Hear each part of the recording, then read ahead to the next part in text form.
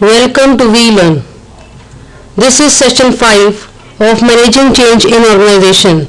Today we are going to cover different topics like business process re-engineer, why TQM, different group approaches to change, team building activities, stages of team functions, types of team we are going to cover, organization diagnosis, three key factors of diagnosis, that is process, interpretation and methods, process issues, framework for open system analysis, Wishbone 6-box model we are going to cover, why do we resist change, common reasons for resistance, response to change is healthy, and managing change. These are the topics that we are going to cover in today's session. So let us cover the first topic of today's session, that is business process re-engineering or BPR. Yes, BPR basically stands for business process re-engineering. This process has no fixed rule. When we talk about the business process re-engineering means no fixed rule. It involves the total creative rethinking of one or more of a company's key business process. Common themes are found in this process. Whatever is the common goals as well as common theme of the organization, they all are the part of BPR. Several jobs are combined into one process. Workers make real decisions. Work is performed where it makes the most sense. Checks and controls are reduced. Reconciliation and the associated overhead is minimized. In business process re-engineering, a case manager provides a single point of contact. Cultural changes are supposed to be the part of business process re-engineering. Changing roles of employees. When we apply the business process re-engineering, it is basically responsible for bringing the change in the roles of the employee. Changing role of leaders. Yes, people who are supposed to lead a particular team, their role play is changed because of the business process re-engineering. And total entire work scenario is redesigned to get the maximum benefit, to get the maximum productivity as well as efficiency. So business process re-engineering basically designed to get the maximum out of the investment, right? Now why TQM? Before we proceed to why TQM, we must know that what is TQM. TQM is an organizational strategy with accompanying techniques that delivers quality products and services to the customers. Design of experiments, that is in short called as a DOE. Quality function deployment, just in time, zero defects, concurrent engineering, benchmarking, internal benchmarking, competitive benchmarking, comparative benchmarking, zero defects, continuous improvement, ISO 9000 series, internal customer satisfaction. These are those parameters which are actually responsible for bringing about the TQM in the organization. Not only in the organization, rather to introduce TQM in the organizational strategies, which helps to deliver quality products and quality services to the customer. So basically the entire focus of TQM is in bringing about the quality, not bringing, rather implementing the quality in the product basis as well as on the service basis. Now there are different groups approaches to change. Means we can use different group approaches to bring about the change in the organization. Simply if you want to bring or you want to alter some sort of changes in the organization, and apart from this you want to see the effect of these changes onto the organization, there are different group approaches that are actually responsible for bringing about the change at the organizational level. Then the first thing in this regard is the sensitivity training.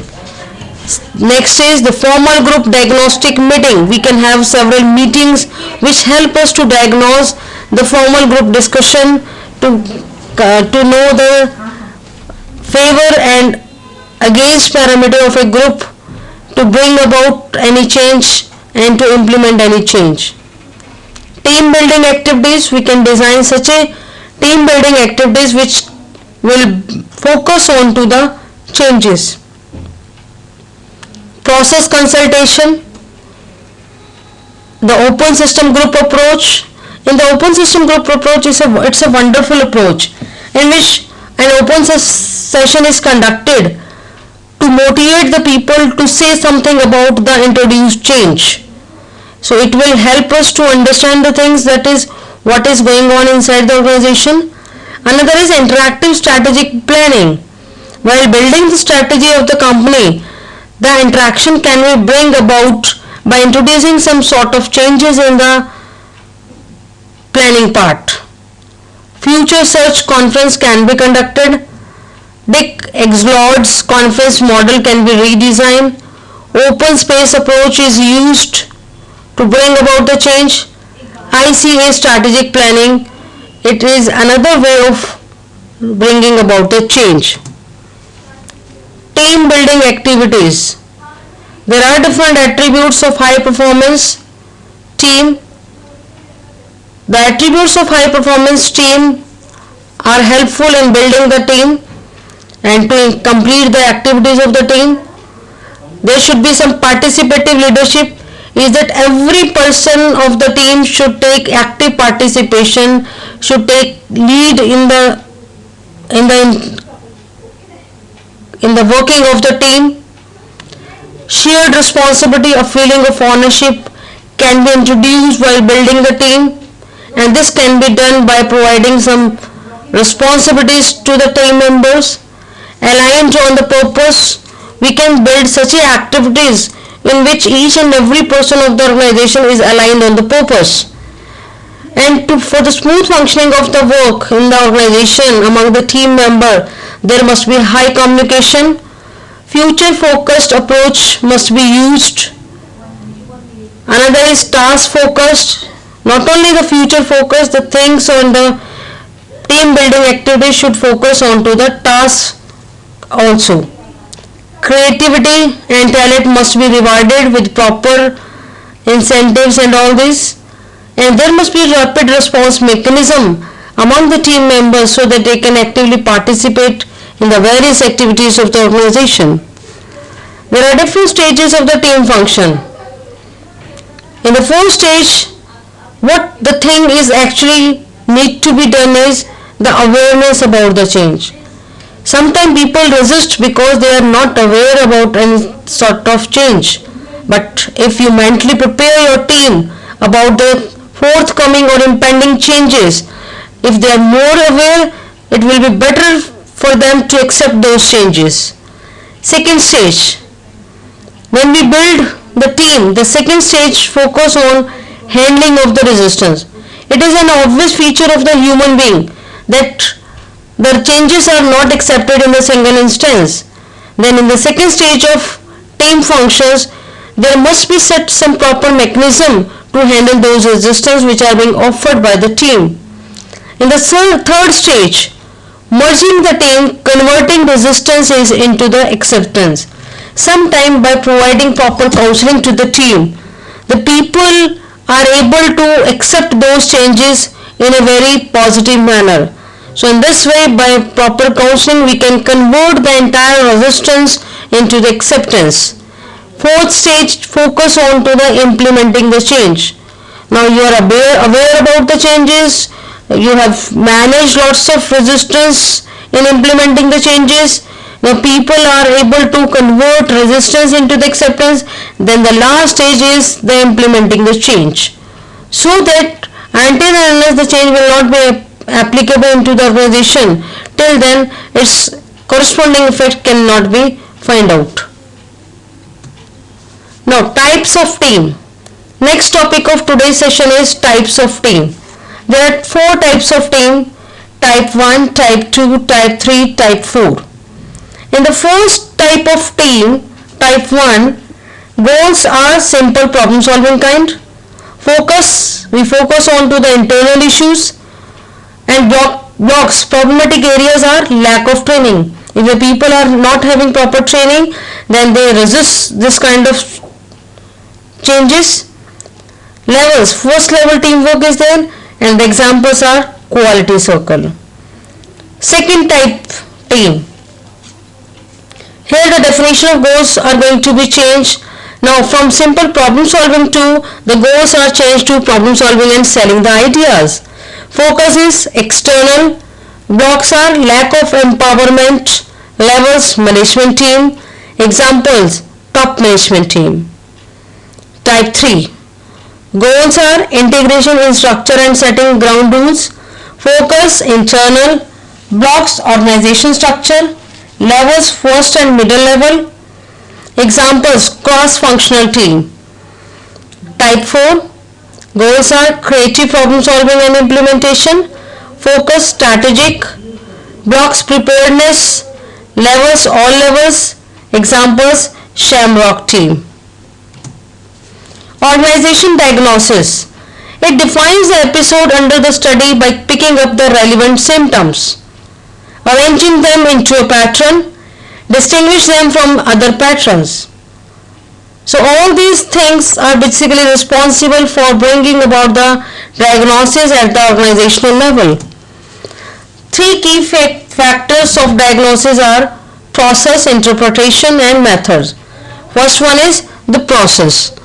Process basically includes scouting, contracting, study, design, data gathering, analysis, feedback.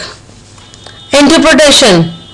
Pertinent question means interpreting the initial statement of the problem, redefining the problem, understanding the current state, identifying the forces for and against the change, developing workable solutions. In the third part, methods, it is concerned with the providing valid result. Practitioners, rigorous method of inquiries are used, achieve reliable data, standard questionnaires is used, quantitative analysis is done. Process issues.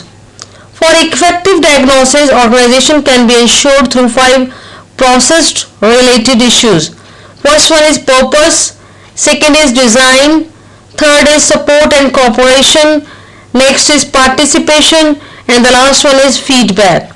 Yes, purpose, design, support and cooperation, participation and feedback are the process issues that keep on cropping up in the diagnosis of the organization. Framework for open system analysis. While designing the framework for open system, there are lots of components that directly or indirectly involved are.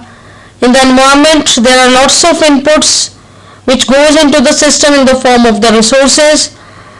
And when we talk about the organization, there are lots of things which are inside the organization, that is like culture, behavior process, technology, structure, and the flow of data from inputs to the output part.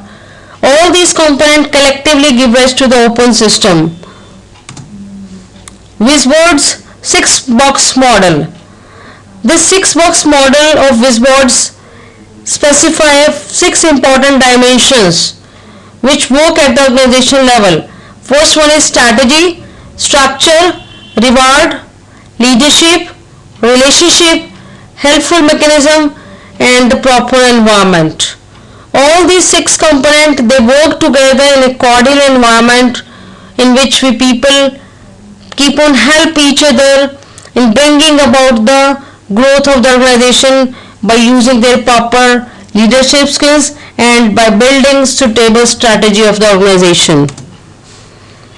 Now, the question arises is that why do we resist changes? Yes, change is a feature of the cosmos. It is inevitable. It is predictable basically.